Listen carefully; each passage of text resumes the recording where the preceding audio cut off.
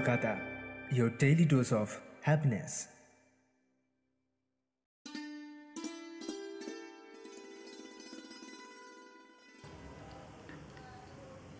ইলিশ মাছ পছন্দ করেন না এমন মানুষ খুঁজে পাওয়া কঠিন।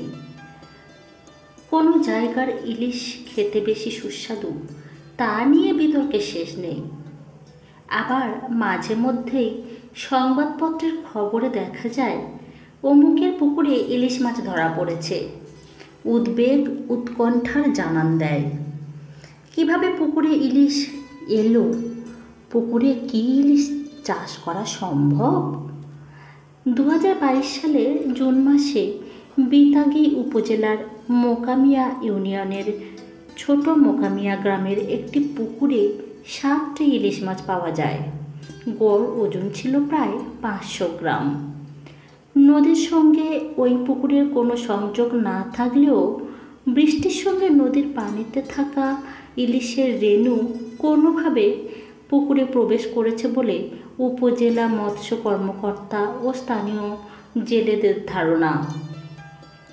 2023 সালের 24শে আগস্ট খুলনায় ডুমুরিয়া উপজেলার লুতাবুনিয়া গ্রামের অনিমেষ বেলা 11টায় জেলে নিয়ে মাছ ধরতে নামেন পুকুরে। এরপর জালে একে একে 20টি তাজা ইলিশ মাছ ধরা পড়ে। চলতি বছরের জানুয়ারি মাসে খুলনায় পাইকগাছায় একটি সরকারি পুকুরে ধরা পড়েছে 2টি ইলিশ। শেরেবাংলা কৃষি বিশ্ববিদ্যালয়ের অ্যাকোয়াকালচার বিভাগের চেয়ারম্যান মীর মোহাম্মদ আলী বলেন, পুকুরে ইলিশ রেণু বা জাটকা হয়তো কোনোভাবে খাপ খাওয়াতে পেরেছে। এমনকি ইলিশ চাষও সম্ভব, কিন্তু বাণিজ্যিকভাবে পুকুরে ইলিশ উৎপাদন সম্ভব নয়। নদী, মোহনা ও সাগরে যে ধরনের গুণাগুণ সম্পন্ন পানিতে ইলিশ মাছ অভ্যস্ত, পুকুরের পানিতে সেসব না থাকায় এবং সঠিকভাবে খাবারের অভাবে পুকুরে ইলিশের স্বাভাবিক বৃদ্ধি হয় না। মীর মোহাম্মদ আলী বিশ্ববিদ্যালয়ে যোগদানের আগে আন্তর্জাতিক গবেষণা ও উন্নয়ন সংস্থা ওয়ার্ল্ড ফিশের এনহ্যান্সড কোস্টাল ফিশারিজ প্রকল্পে গবেষক হিসেবে কাজ করতেন।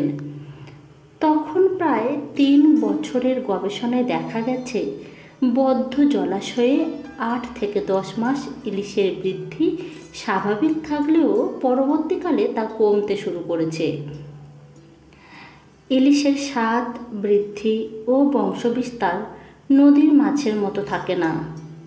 এ গবেষকের সঙ্গে একই মত পোষণ করেন চাঁদপুর মৎস্য গবেষণা ইনস্টিটিউটের জ্যেষ্ঠ বৈজ্ঞানিক কর্মকর্তা আনিসুর রহমান।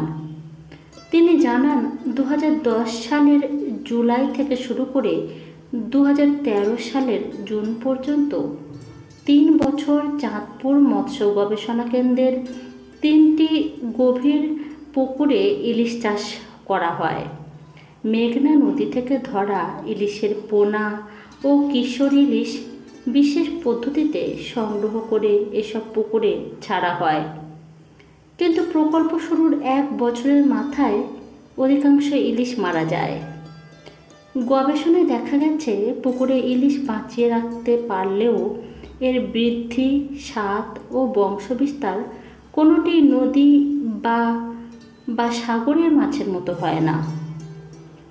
এই গবেষক জানান, ইলিশ কি খাচ্ছে তার উপর নির্ভর করে এর স্বাদ। মা ইলিশ যখন ডিম দেওয়ার জন্য নদী অভিমুখে যাত্রা করে তখন খাওয়ার বন্ধ রাখে। এই সময় শরীরে সঞ্চিত ফ্যাট ভেঙে সুস্বাদু ফ্যাটি অ্যাসিড জাতীয় তেলে পরিণত হয়। তাই যে ইলিশ মাছ সমুদ্র থেকে যত দূরে পাওয়া যায় তার তেল তত বেশি এবং তত সুস্বাদু। পদ্মা বাংলাদেশের উত্তরাঞ্চলের নদী, সমুদ্র থেকে সব থেকে দূরে। এর কারণে সম্ভবত সেখানকার ইলিশ সবচেয়ে সুস্বাদু। তবে সন্ধ্যা নদী উপকূলের কাছে মনে হলেও সরাসরি লবণাক্ত পানি জোয়ারের সময়ও মেশে না। ও বরিশাল এলাকার মানুষের কাছে বেশ প্রিয়। তাছাড়া স্বাদের ব্যাপারে পায়রা ও বিষখালী নদীর ইলিশেরও বেশ সুনাম রয়েছে। আজকের তাই রেডিও কলকাতার চাষবাস অনুষ্ঠানের আলোচিত বিষয় হল পুকুরে ইলিশ মাছ চাষের সম্ভাবনা। এ বিষয়ে বলবেন ডক্টর দেবাশিস দে, প্রধান বিজ্ঞানী, কাকদ্বীপ গবেষণা কেন্দ্র, ICAR CIBA, কাকদ্বীপ, দক্ষিণ 24 পরগনা, পশ্চিমবঙ্গ 743347। শুনবেন বিশিষ্ট শিল্পী পূর্ণচন্দ্র সামন্তের রচিত ও তারই কণ্ঠে এ বিষয়ের উপর গান, সহযোগিতায় পূর্বাশা সামন্ত। সমগ্র অনুষ্ঠানটি প্রযোজনায় থাকছে বিজয়গড় জ্যোতিষ রায় কলেজ। শুনতে থাকুন আজকের অনুষ্ঠান।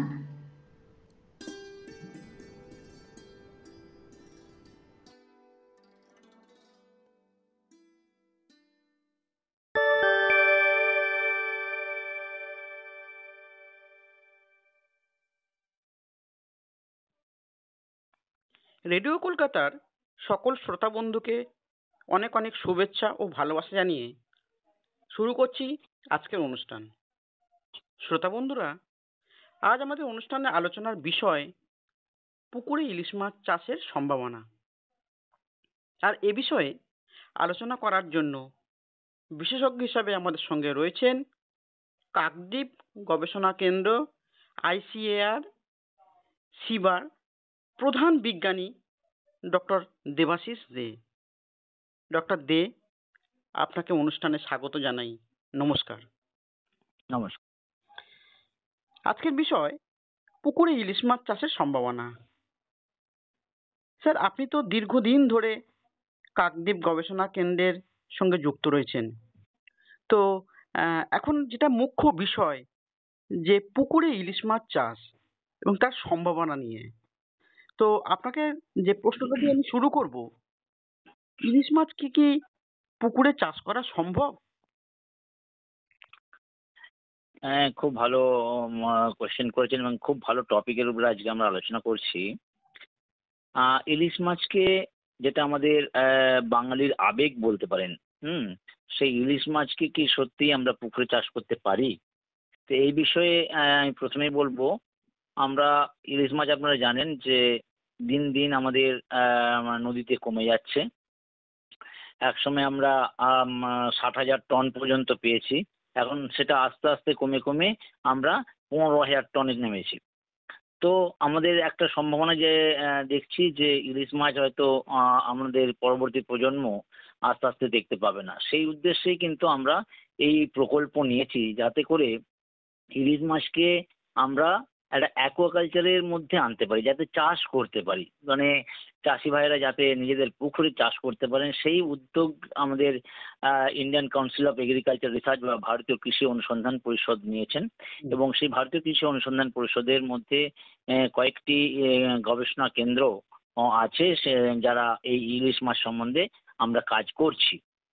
তো আমরা চেষ্টা করছি এই ইলিশ মাছটাকে কিভাবে আমরা পুকুরের মধ্যে নিয়ে এসে তাদেরকে ডোমেস্টিকেশন করে, হ্যাঁ, এবং কিভাবে তাদের কাছ থেকে, মানে কারণ কি, ইলিশ মাছ পুকুরে চাষ করা যে কোনো স্পিসিসের পক্ষে চাষ করা সম্ভব তখনই যখন দুটো জিনিস আমরা পাবো। একটা হচ্ছে মাছের চারা, আরেকটা হচ্ছে মাছের খাবার। তো এই প্রথম যে ক্রাইটেরিয়াটা, সেটা হচ্ছে মাছের চারা। মাছের চারা পেতে হলে তাকে, মাছের এই যে ইলিশ মাছকে আমাদের তার চারা তৈরি করতে হবে। সেই উদ্দেশ্যেই কিন্তু এই প্রকল্প, সেই জন্যই আমাদের পুকুরে এদিকে প্রথমে ডোমেস্টিকেশন করা। তো সেই ডোমেস্টিকেশন করার জন্য আমরা পুকুরে পালন করছি। পুকুরে অবশ্যই মাছটিকে পালন করা সম্ভব, কারণ আমরা এই দীর্ঘদিন আমরা যে গবেষণা করে দেখছি, তাতে করে দেখা যাচ্ছে যে মাছটিকে অবশ্যই পুকুরে চাষ করা সম্ভব। এবং আমি যদি দেখি যে এই ইলিশ মাছকে বিভিন্ন, কারণ ইলিশ মাছটা একটা পরিযায়ী মাছ, ঠিক আছে, মাইগ্রেটরি ফিশ। এরা বড় হয় সমুদ্রে এবং ওদের ডিম পাড়তে আসে ওরা মিষ্টি জলে নদীতে, এবং মিষ্টি জলে ডিম পাড়ার পরে বা বাচ্চারা ওই মিষ্টি জলেই থাকে, এবং মিষ্টি জল থেকে যখন তারা মোটামুটি করে 10 থেকে 15 সেন্টিমিটার মতন হয়ে যায়, তখন তারা কিন্তু পাড়ি দিতে শুরু করে সমুদ্রের দিকে। তো এই যে সেই জন্য ইলিশ মাছের একটা এবিলিটি আছে যে প্রত্যেকটি জলেই তারা আস্তে আস্তে মানিয়ে নিতে পারে, মিষ্টি জল, কম নোনা জল, বেশি নোনা জল। ঠিক আছে? তো সেই জন্য আমরা 3 ধরনের জলেই কিন্তু মাছটিকে আমরা চাষ করতে পারবো আবদ্ধ জলে। ঠিক আছে? তো এরপরে আরো আমরা, আপনি যখন আরো বিস্তারিতভাবে আলোচনায় যাব, একে একে আমরা ক্লিয়ার করব। তাহলে আপনার যেটা ইলিশ মাছ চাষের জন্য একটা আদর্শ পুকুরের, অর্থাৎ পুকুরের আকার ও গভীরতা কতটা হওয়া প্রয়োজন বলে আপনি মনে করেন? দেখুন, ইলিশ মাছের জন্য একটু বড় ধরনের পুকুর হলে ভালো হয়। হ্যাঁ, এবং মোটামুটি করে ধরুন 1500 থেকে 2000 বর্গমিটার যদি একটি পুকুর, এবং মোটামুটি করে আয়তাকার পুকুর হলে ভালো হয়। হ্যাঁ, এবং এই আয়তাকার পুকুরের গভীরতা, এই ইলিশ মাছের জন্য পুকুরের গভীরতা মিনিমাম 5.5 থেকে 6 ফুট হওয়া উচিত। ঠিক আছে? তো যাতে করে মানে ওদিকে সারা বছর ধরে এই জলের গভীরতা যদি থাকে, তাহলে কিন্তু ইলিশ মাছটিকে ভালোভাবে আমরা চাষ করতে পারবো। বেশ। তাহলে ইলিশ চাষের জন্য যে জলের লবণাক্ততা, আপনি বললেন যে ইলিশ মাছ মূলত, আমরা সেটাও জানি যে ইলিশ মাছ মূলত লবণাক্ত জলে, অর্থাৎ লোনা জলের মাছ। কিন্তু যখন আমরা পুকুরে চাষ করব, তো সেই সময় যে জলের লবণাক্ততা কতটা দরকার? ইলিশ মাছে আমি আগেই বলছিলাম যে ইলিশ মাছ একটা পরিযায়ী মাছ অ্যাকচুয়ালি। তো এটা 3 ধরনের জলেই এটা বড় হতে পারে। প্রথম তার জীবনচক্রের প্রথম দিকে তারা একদম মিষ্টি জলে, যেখানে লবণতার পরিমাণ 0, শূন্য, সেই মিষ্টি জল 0.5 এর কমে লবণাক্ততা, সেখানেও যেমন হতে পারে প্রথমের দিকে, কিন্তু পরের দিকে তার আস্তে আস্তে লবণতার পরিমাণ বাড়াতে হয় পুকুরে। যখন আমি বলছিলাম যে যখন ওরা 10 থেকে 15 সেন্টিমিটার হয়ে যায়, ওরা তখন পাড়ি দেয় সমুদ্রের দিকে। তো আগে প্রথমের অংশটা মানে মোটামুটি 4 ইঞ্চি, যখন তার নিচের অংশটা মানে নিচের দিকে যখন থাকে, তখন সেটাকে আমরা মিষ্টি জল করতে পারি। 4 ইঞ্চি বা 10 সেন্টিমিটার বলছিলাম আমি যেটা, তো সেই 10 সেন্টিমিটারের উপর যখন হবে, আস্তে আস্তে কিন্তু লবণতা বেশি হতে হবে। তো কাজেই ইলিশ মাছকে আমরা 0 থেকে আপনি সমুদ্রের 35 পিপিটি পর্যন্ত আমরা যে কোনো জলে আমরা কিন্তু চাষ করতে পারবো। হুম। বেশ। তো যেখানে আরেকটা যেটা খুব গুরুত্বপূর্ণ বিষয়, যে পুকুরের প্রস্তুতি কিভাবে করতে হবে? মানে এবং কোন কোন ব্যবস্থা জরুরি? মানে সেক্ষেত্রে যেহেতু ইলিশ মাছ একটা লোনা জলের মাছ, সেখানে আমরা সেটাকে কনভার্ট করে সেটাকে আমরা পুকুরে আনার চেষ্টা করছি, পুকুরের সম্ভাবনা দেখছি। তো সেক্ষেত্রে মানে কোন কোন ব্যবস্থা জরুরি বলে আপনি মনে করেন? দেখুন, এই মাছটিকে তো এখনো সেভাবে আমরা করি, কিন্তু এর যে উপযুক্ত মানে কন্ডিশন কি কি থাকা উচিত, হ্যাঁ, সেটা আমি বলতে পারি। হ্যাঁ। যে ইলিশ মাছের যে পুকুর প্রস্তুতি আপনার করতে হবে, যে কোনো মাছের মতনই ইলিশ মাছের পুকুরও কিন্তু ভালোভাবে তৈরি করতে হবে। ভালোভাবে তৈরি করা মানে কি না, প্রথমে চাষ করার আগে পুকুরের তলদেশকে ভালোভাবে রৌদ্রে শুকোতে হবে, যাতে মাটিতে 1 থেকে 2 ইঞ্চি ফাটল দেখা যায়। এই মাটি শুকোনোর পরে উপরিভাগের কালো মাটি যদি থাকে, সেগুলো তুলে ফেলতে হবে, এবং এই বর্জ্য পদার্থযুক্ত মাটিকে পুকুর থেকে একটা দূরত্ব দিতে হবে, যাতে করে ওগুলো আর পুকুরে না আসতে পারে। এবং তলদেশের মাটির পিএইচ এর উপর ভিত্তি করে আমাদের চুনের প্রয়োগ করতে হবে। চুন আমরা জানি 2 ধরনের হয়। একটা হচ্ছে আমরা বলি যে এগ্রিকালচার লাইম বা লাইমস্টোন পাউডার যেটাকে বলি, আর একটা বলি পোড়া চুন। আচ্ছা। হ্যাঁ, তো এগুলো পিএইচ এর উপর, ধরুন আপনার মাটির পিএইচ যদি 6.5 থেকে 7.5 হয়, তাহলে আপনাকে সেখানে যেটা লাইমস্টোন পাউডার বা এগ্রিকালচার লাইম, সেটা প্রতি হেক্টরে 200 কেজি লাগবে। যদি সেটা পোড়া চুন হয়, সেটা 150 কেজি লাগবে পার হেক্টরে। তো এইভাবে আমাদের পিএইচটাকে, মাটির পিএইচটা কিন্তু ঠিক করতে হবে। হুম। তো যাতে করে আমাদের জলে সবসময় দেখতে হবে পুকুরে পিএইচ এর পরিমাণটা একটু অ্যালকালাইন দিকে যায়, মানে 7.5 থেকে 8.5-এর মধ্যে থাকে। ঠিক আছে? তারপরে আপনাকে এই পুকুরে যখন এরপরে আপনাকে জল নিতে হবে। হ্যাঁ, পুকুর যখন আমরা তলদেশ আমরা চুন দিয়ে চুন ছড়িয়ে দিলাম। হুম। তারপরে আমাদেরকে জলের জল যদি আমরা নিই, বা যদি আপনার মিষ্টি জল হয়, মিষ্টির জল যদি আমরা কোনো রিজার্ভার পুকুর থেকে নিই, সেখানে নিতে হবে। এবং সেখানে আমরা দেখব যে এই পুকুরের জল নেওয়ার পরে কিন্তু সেটাকে আমাদের জলটিকে শোধন করতে হবে। জল শোধন করা ২ রকম আমরা ভাবে করতে পারি। হুম। দেখুন, যেহেতু ইলিশ হচ্ছে মূলত এর প্ল্যাঙ্কটনের দরকার হয় খুব, তো আমরা সবসময় চাষিদেরকে বলব যে মহুয়া অয়েল কেক, মহুয়া খোল, যদি মহুয়া খোল আমরা ওখানে প্রয়োগ করি মোটামুটি ২.৫ টন পার হেক্টরে। ঠিক আছে? ২.৫ টন পার হেক্টরে যদি আমরা প্রয়োগ করি, তাহলে কিন্তু যে পুকুরে অবাঞ্ছিত মাছ যদি কোনো প্রবেশ করে থাকে, হ্যাঁ, ওই জলের সঙ্গে, সেগুলো যেমন মারা যাবে।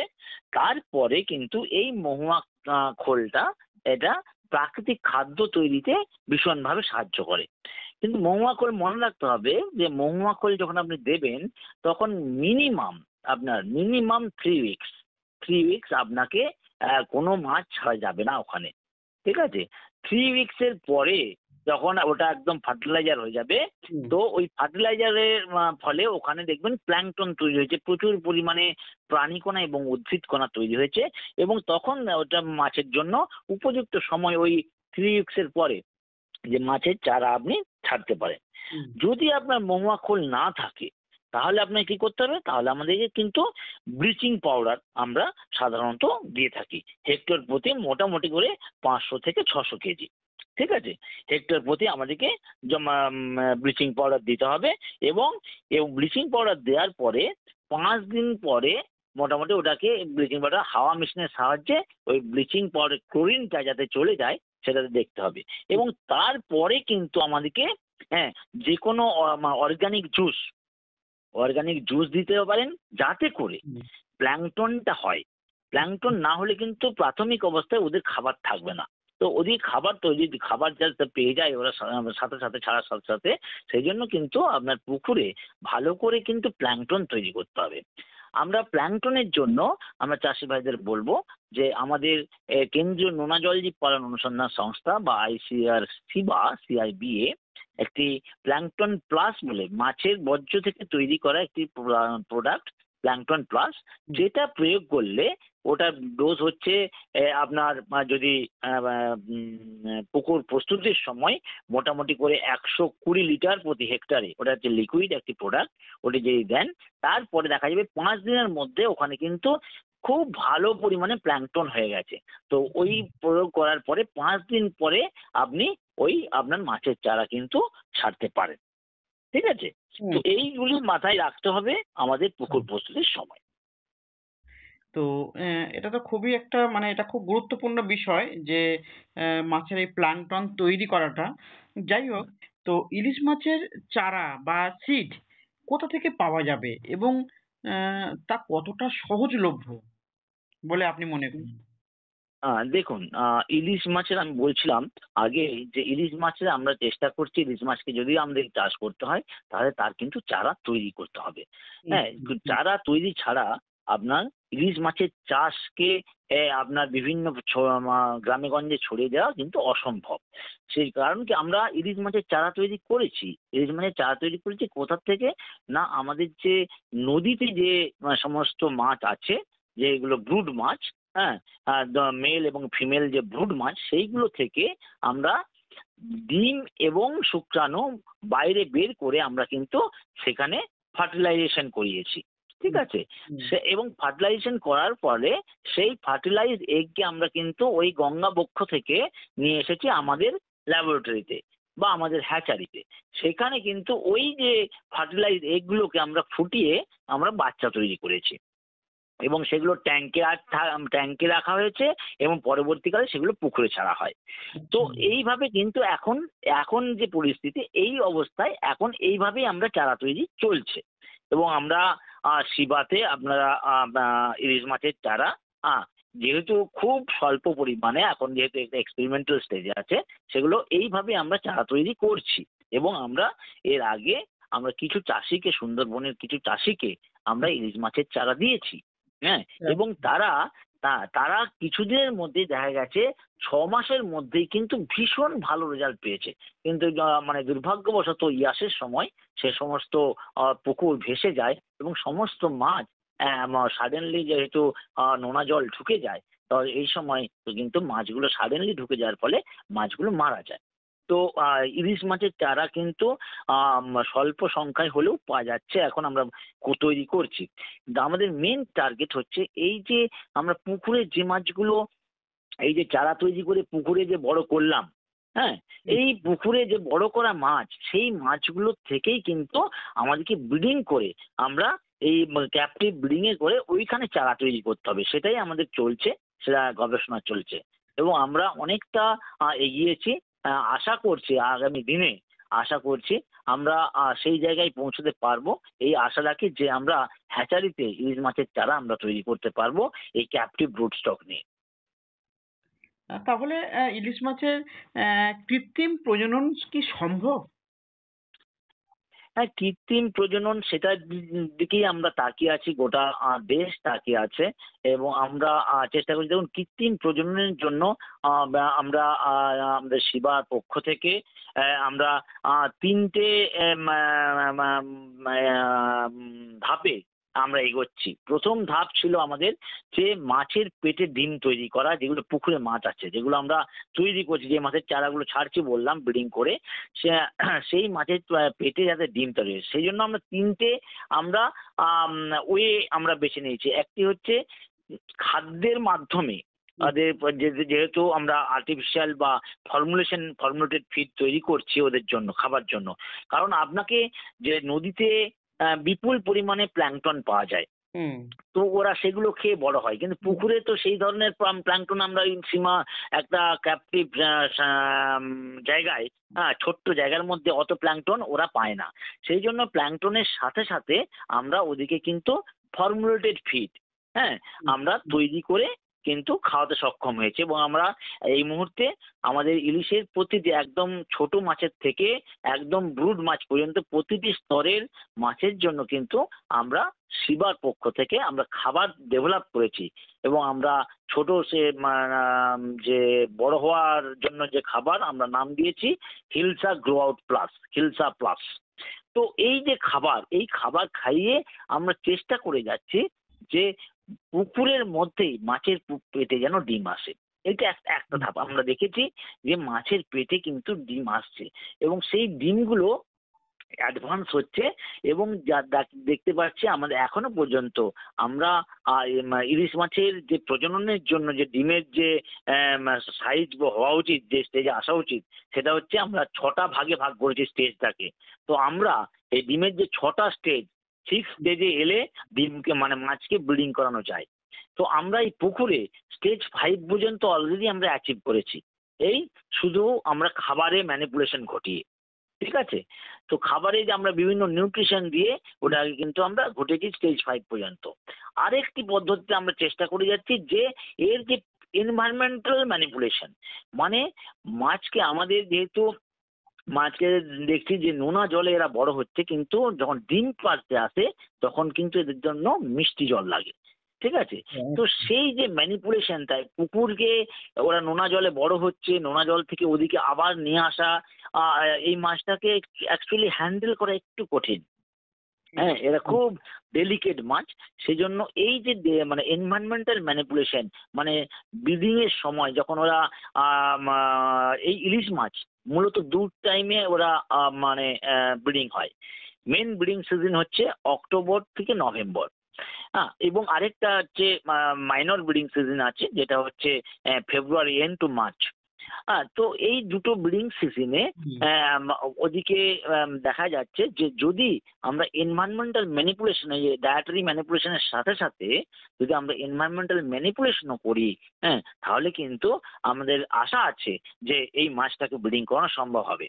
এবং এই এনভায়রনমেন্টাল ম্যানিপুলেশনে যদি আরেকটু অ্যাডভান্স হয় এবং তখন যদি আমরা আমাদের হরমোন ম্যানিপুলেশন, তিনটে ওয়ে বলছিলাম আমি, একটা ডায়েটারি ম্যানিপুলেশন, একটা এনভায়রনমেন্টাল ম্যানিপুলেশন, আর একটা হচ্ছে হরমোনাল ম্যানিপুলেশন। এই তিনটে ধাপে আমরা কিন্তু তিনটে ওয়েতে আমরা কিন্তু এগোচ্ছি। আমরা আশাবাদী, আমরা অনেকটা এগিয়েছি, আমরা আশাবাদী আগামী দিনে আমরা এর কৃত্রিম প্রজনন ঘটাতে সম্ভব হবে। আমরাও কিন্তু খুব আশাবাদী, নিশ্চয়ই হবে এটা। হ্যাঁ, যেহেতু আপনারা এত যত্ন সহকারে এবং এত মানে এটাকে কেয়ার নিয়ে আপনারা করছেন এবং এগিয়ে নিয়ে যাচ্ছেন, নিশ্চিত এটা সাফল্য আমাদের আসবেই আসবে।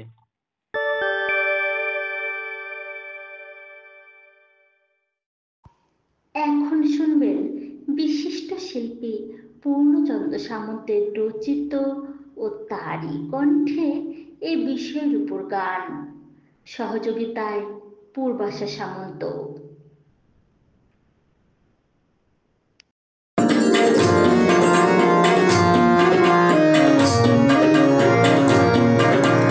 বাঙালির প্রিয় ইলিশ মাছের কতই না সমাদর, বাঙালির প্রিয় ইলিশ মাছের কতই না সমাদর।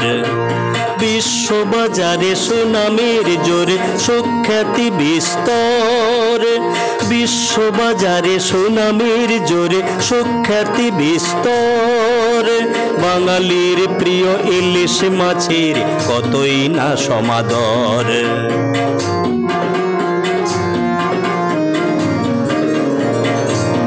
ইলিশ এপার ওপার দুই বঙ্গে, মিশেছে বাঙালিয়ানার সঙ্গে।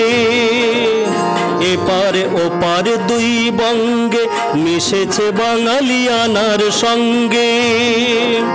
পুকুরে ইলিশ হবে 12 মাস, পুকুরে ইলিশ হবে 12 মাস, গবেষণা নির্ভর।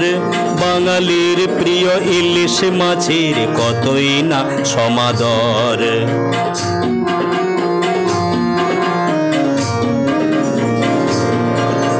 মোহনায় সাধু জলে ডিম পাড়ে, লোনা জলে মাছ স্বাভাবিক বাড়ে।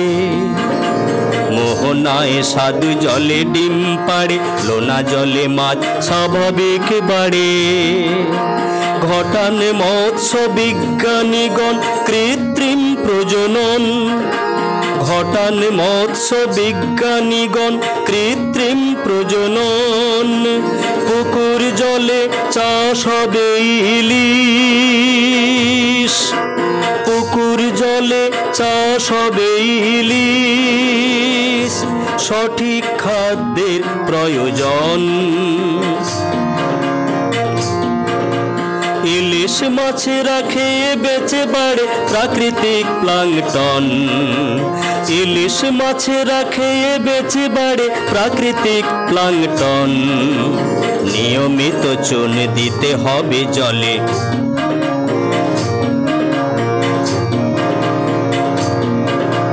নিয়মিত চুন দিতে হবে জলে। জল শোধন ব্লিচিং প্রয়োগের ফলে, নিয়মিত চুন দিতে হবে জলে। জল শোধন ব্লিচিং প্রয়োগের ফলে 7 থেকে 8 pH মান, 7 থেকে 8 pH মান, তর তাজা রবে ইলিশের প্রাণ। 7 থেকে 8 pH মান, তর তাজা রবে ইলিশের প্রাণ।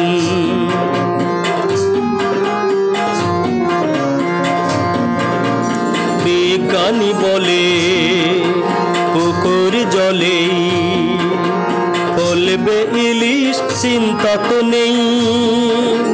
বিজ্ঞানী বলে পুকুর জলেই ফলবে ইলিশ, চিন্তা তো নেই। গুণে মানে সেরা মাছের আদর, গুণে মানে সেরা মাছের আদর, বাঙালির প্রতি ঘর। সেরা মাছের আদর বাঙালির প্রতি ঘর। গুণে মানে সেরা মাছের আদর বাঙালির প্রতি ঘর। বাঙালির প্রিয় ইলিশ মাছের কতই না সমাদর। বাঙালির প্রাতে ইলিশ মাছের কতই না সমাদর। বাঙালির পাতে ইলিশ মাছের কতই না সমাদর। বিশ্ববাজারে সুনামের জোরে সুখ্যাতি বিস্তর। বিশ্ববাজারে সুনামের জোরে সুখ্যাতি বিস্তর। বাঙালির প্রিয় ইলিশ মাছের কতই না সমাদর। বাঙালির পাতে ইলিশ মাছের কতই না সমাদর। বাঙালির প্রিয় ইলিশ মাছের কতই না সমাদর। এতক্ষণ শুনলেন বিশিষ্ট শিল্পী পূর্ণচন্দ্র সামন্তের রচিত ও তারই কণ্ঠে এ বিষয়ের উপর গান, সহযোগিতায় পূর্বাশা সামন্ত।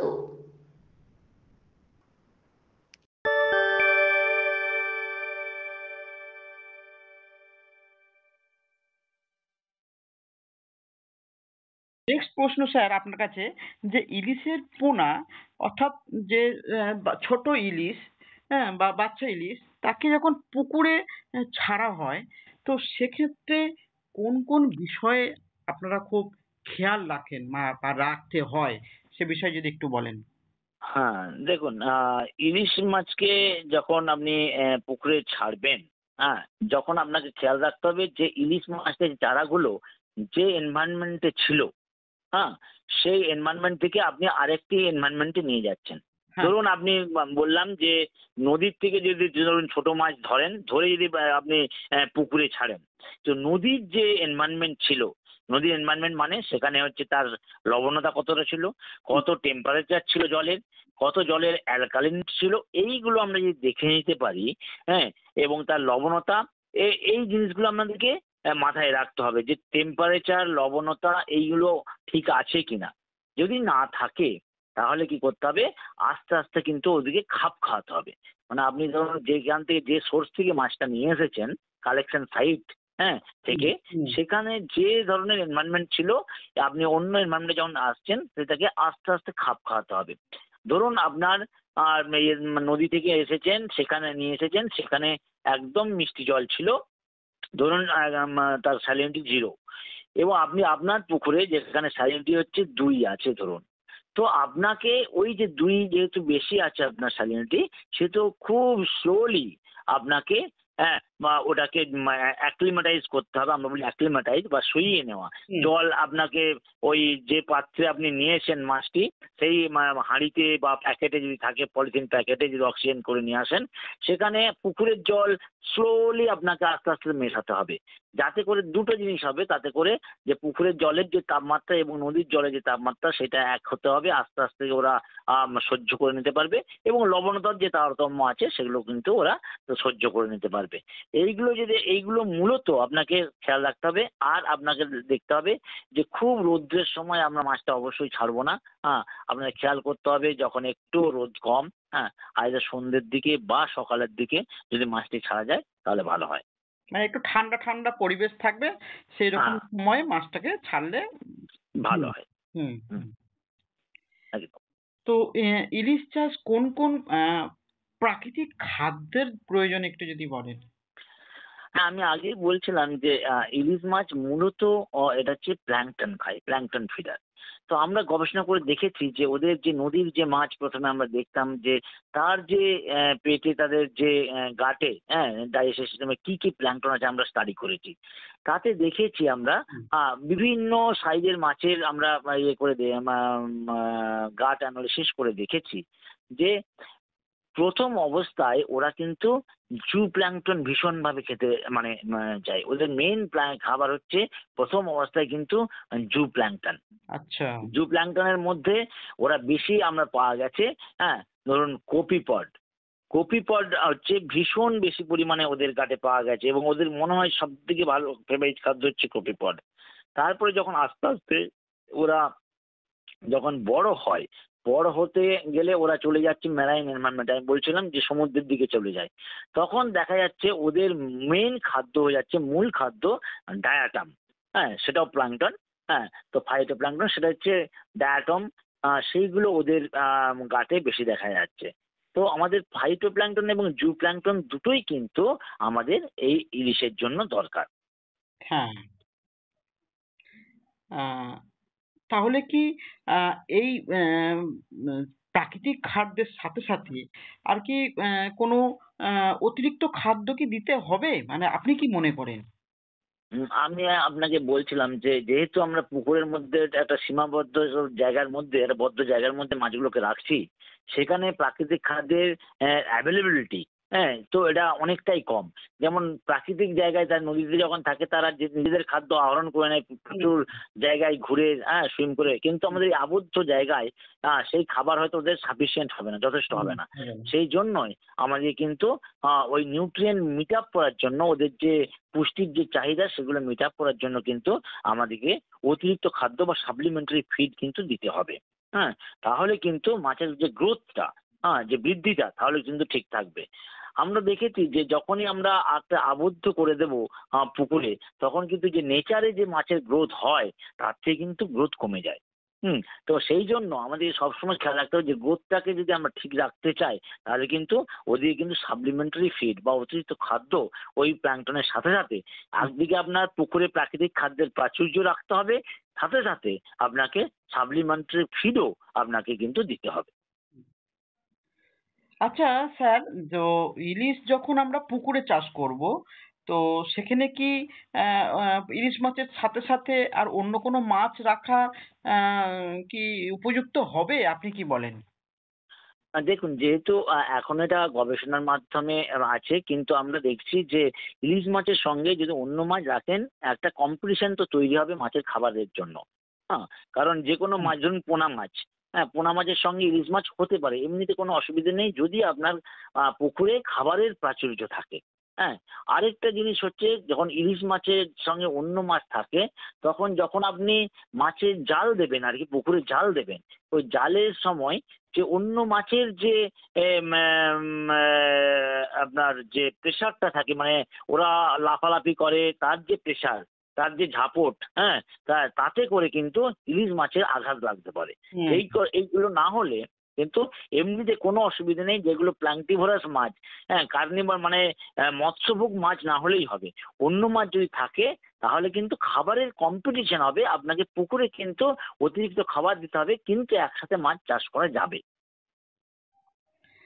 আচ্ছা, তাহলে সেক্ষেত্রে কোনো অসুবিধা বলে মানে খুব মানে মেজর কোনো অসুবিধা নেই বলে মনে করেন? না, অসুবিধে নেই। কিন্তু যেহেতু এখনো আমরা এত এইভাবে এখনো পর্যন্ত যাইনি, কিন্তু প্রিন্সিপালি হ্যাঁ, এটা অসুবিধা হবে না যদি আপনার ফিডটা, আপনার প্রাকৃতিক খাদ্য বা সাপ্লিমেন্টারি ফিড আপনি যথেচ্ছ পরিমাণে দিয়ে দিতে পারেন।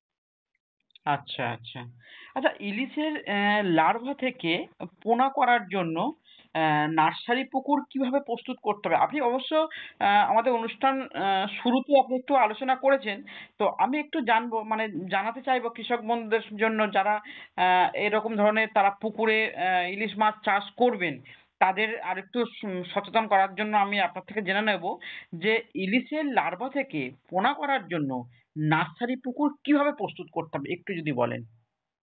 আর নার্সারি পুকুরে যেগুলো আগে বললাম যে পুকুর প্রস্তুতির মতন একইভাবে করতে হবে।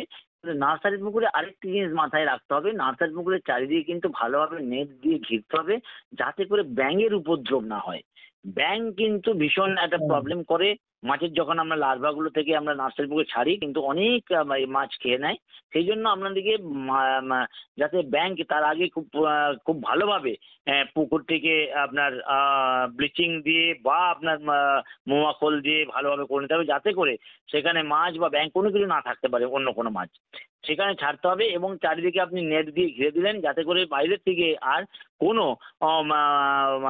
ব্যাঙ বা অন্য কোনো যেটা মৎস্যভোগ প্রাণী তারা না প্রবেশ করতে পারে আপনার পুকুরে। সেই দিকে কিন্তু ভালোভাবে ধ্যান দিতে হবে। বাকি পুকুর প্রস্তুতি মোটামুটি আগে যে আলোচনা করলাম সেই মতো করলেই হবে। আচ্ছা, আচ্ছা। আহ তাহলে আপনি আপনি কি মনে করেন যে এক বছরে ইলিশের ওজন কতটা হতে পারে? মানে এক বছর বয়সী যদি এরকম একটা পুকুরে এক বছরে ইলিশের ওজন কতটা হবে? দেখুন, আমরা পুকুরে বিভিন্ন জলে আমরা করে দেখেছি, মিষ্টি জল, নোনা জল, হ্যাঁ, সমস্ত জলেই আমরা যে পুকুরে ইলিশের বৃদ্ধির হার কিন্তু ভীষণ স্লথ, হ্যাঁ, ধীর। হুম।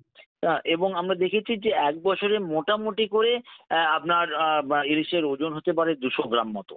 হ্যাঁ, তো এটা মানে প্রথমে মনে হতে পারে যে এটা ভীষণ কমে, কিন্তু আমরা যা পেয়েছি এতদিন রিসার্চের ফলে, আমাদের প্রথম লক্ষ্য হচ্ছে ইলিশ মাছকে ওখানে ব্রিডিং করা, তারপর আমরা গ্রোথের ব্যাপারে একটু ভাববো পরের দিকে।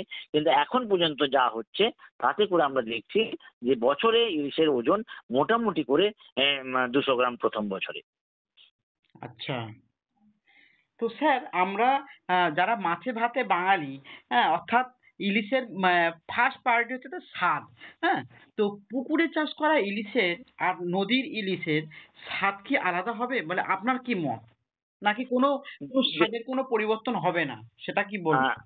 হ্যাঁ, দেখুন, আমরা এটা ভীষণ ভালো প্রশ্ন এবং এটা প্রত্যেকেরই প্রশ্ন। যখনই আমাদের ইলিশ গবেষণা নিয়ে কথা হয়, প্রত্যেকের মনেই কিন্তু এটা একটা প্রশ্ন আসে যে পুকুরের ইলিশের কি স্বাদ কি সেই স্বাদের রসনা তৃপ্তি হবে মানুষের?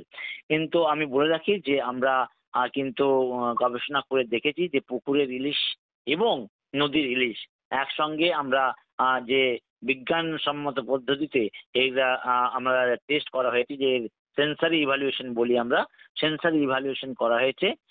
তো তাতে করে আমরা দেখেছি 50 জন ইভ্যালুয়েটর এটাকে ইভ্যালুয়েট করেছে, বিভিন্ন শ্রেণীর মানুষ, একদম মাছ চাষি থেকে স্টুডেন্ট থেকে বিভিন্ন অফিসিয়াল সমস্ত কিছু, তাকে ব্লাইন্ড টেস্ট করানো হয়েছে।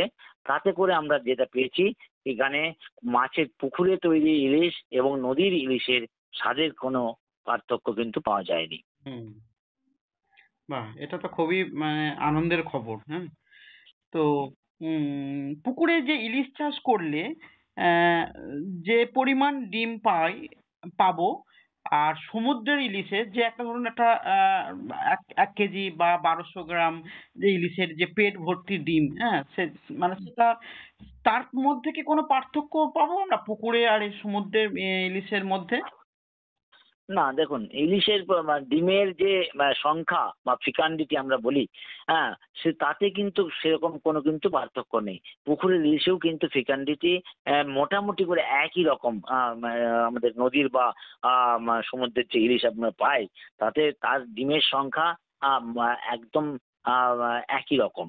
এতে কোনো পার্থক্য নেই। শুধুমাত্র যেটা পার্থক্য, যে ডিমের যে স্টেজ, যে স্টেজে এলে মাছ ব্রিড করতে সক্ষম হয়, নদীর ইলিশে সেটা পাওয়া যায়। কারণ কি, নদীতে ওরা নিজেরাই ন্যাচারাল স্পনিং হয়, কিন্তু আমরা সেটা এখনো পর্যন্ত পুকুরে সেটা করতে পারিনি। তো সেটা আমরা গবেষণা চলছে, আশা করছি আগামী দিনে সেটা সম্ভব হবে। একদম। আপনার সাথে আমিও একমত। আগামী দিনে আমরা সে খবরও পেয়ে যাব আপনাদের মাধ্যমে। উম আমার আর একটা প্রশ্ন নেব আপনার থেকে। যেহেতু অনুষ্ঠানের অনেকটাই শেষের দিকে চলে এসেছি, তো স্যার, যে ইলিশ মাছ চাষ সম্পর্কে জানতে হলে আমাদের যে চাষি ভাইরা যারা উদ্যোগপতি, এই সমস্ত চাষিরা কোথায় গেলে যোগাযোগ করতে পারবেন এবং তারা কোথায় গেলে ট্রেনিং পাবেন, বা এই ধরনের যদি যে সমস্ত ওষুধপত্র থেকে শুরু করে তার মাছের ইলিশ মাছের খাদ্য, সেগুলো কোথায় মানে ঠিক প্রকৃত খাদ্যটা কোথায় পাবেন?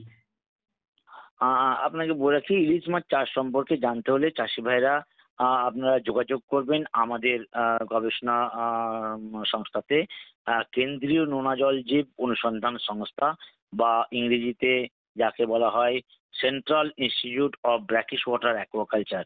হ্যাঁ, central institute of brackish water অ্যাকোয়াকালচারের একটি গবেষণা কেন্দ্র আমাদের পূর্বাঞ্চলের যে ইস্টার্ন রিজিনাল সেন্টার, সেটি হচ্ছে আমাদের কাকদ্বীপে, পশ্চিমবঙ্গের কাকদ্বীপে আছে। সেই কাকদ্বীপে আপনারা যোগাযোগ করবেন, তাহলে আপনারা ইলিশ মাছ চাষ সম্পর্কে এবং তার খাবার বিস্তারিত যারা যে কোনো বিষয়ে আপনারা জানতে হলে আপনারা আমাদের অফিসে যোগাযোগ করুন, এবং তাহলেই কিন্তু আপনারা এর সম্বন্ধে বিস্তারিত একটা জ্ঞান লাভ করতে পারবেন। স্যার সেক্ষেত্রে কি কোনো যোগাযোগ নাম্বার যদি মানে আপনি দিতে চাইলে দিতে পারেন আমাদের এই অনুষ্ঠানের মাধ্যমে? আপনারা ইলিশ মাছ আপনারা একটা নাম্বার নোট করতে পারেন। হ্যাঁ, আমি বলে রাখছি। হ্যাঁ। নাম্বারটি আপনি নোট করে রাখুন। হুম, হ্যাঁ, 03210 হুম। 255072। আবার বলছি 03210 255072। বেশ। আপনাকে অসংখ্য ধন্যবাদ। এতক্ষণ সময় দিলেন আপনি আমাদের সঙ্গে। শ্রোতা বন্ধুরা, আজকের আমাদের অনুষ্ঠানের বিষয় ছিল পুকুরে ইলিশ চাষের সম্ভাবনা। এ বিষয়ে আলোচনা করলেন ডক্টর দেবাশিস দে, প্রধান বিজ্ঞানী, কাকদ্বীপ গবেষণা কেন্দ্র, ICAR, সিভার। ডক্টর আপনাকে অসংখ্য ধন্যবাদ।